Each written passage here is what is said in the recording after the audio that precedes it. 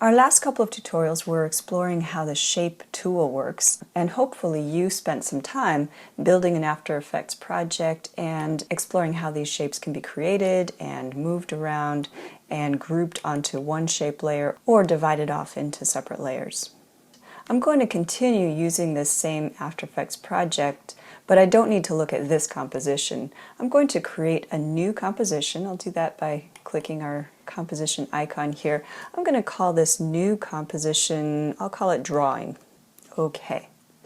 So now you can see we have two compositions over here. The first one was Shapes, and here is our new one called Drawing.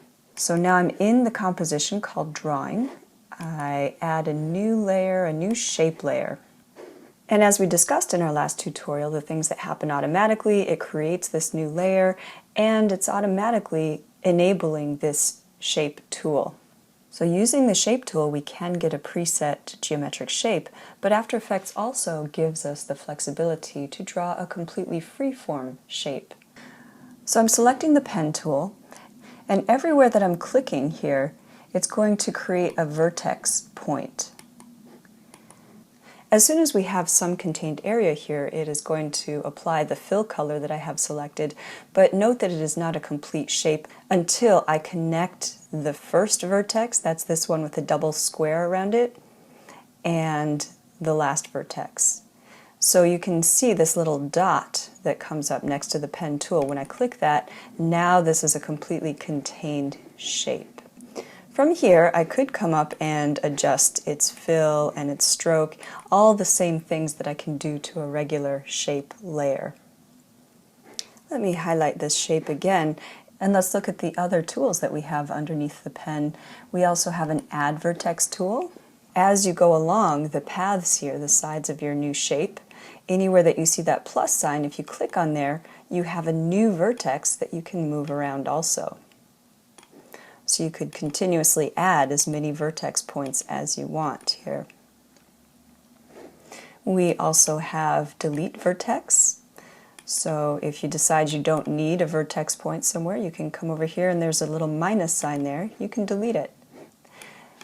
The next option that we have here is Convert Vertex Tool. So you'll notice that as we started drawing here, the default is that After Effects will simply generate a straight line between these different points. So it creates a very distinct angular shape between the vertexes.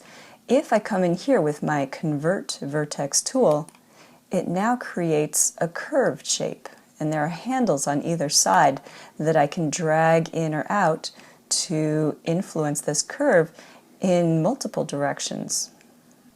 This offers you complete flexibility with the shape that you're creating here. And I could come around to any or all of the vertexes and change them. If you have a vertex that you've already converted to be a rounded shape here, if you click it back, it's going to convert it back to the sharp angle vertex. I'm going to delete that shape. I'm going to start over with the pen tool because there's another way that we can get that convert vertex as we're drawing. So as you're drawing with this pen tool, the single click is going to create those sharp angle vertexes. If you click and hold that vertex and then start pulling the mouse off to one side, you'll get the option to make curved lines here.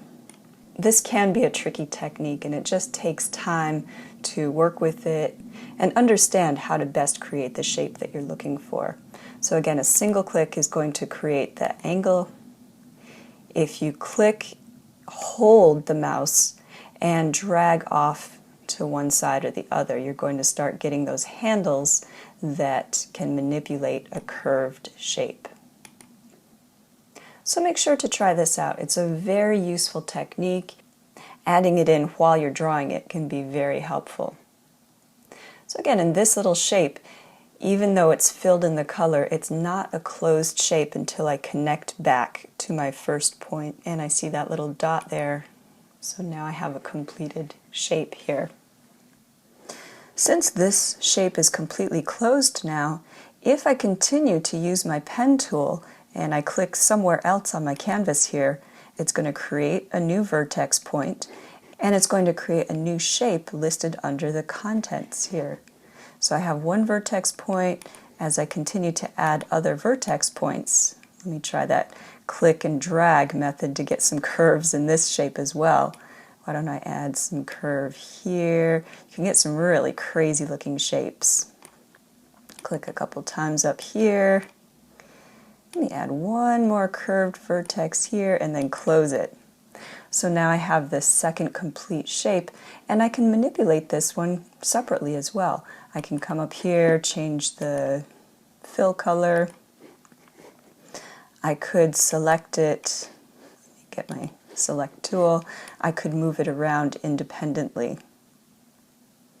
So in my shape layer, under the contents, I have these two shapes that I drew freeform using the pen tool. I can also continue to add shapes into the contents here using the shape tool. So I could add, let's say, a star.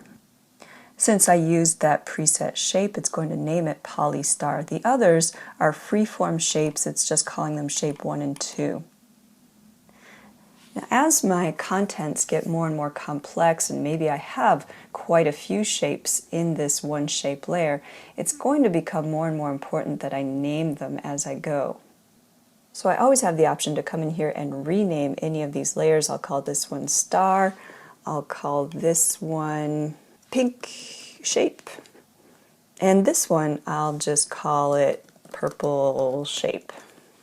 So we've learned now about using the shape tool to create geometric shapes. We've learned also about using the pen tool to draw completely free-form shapes.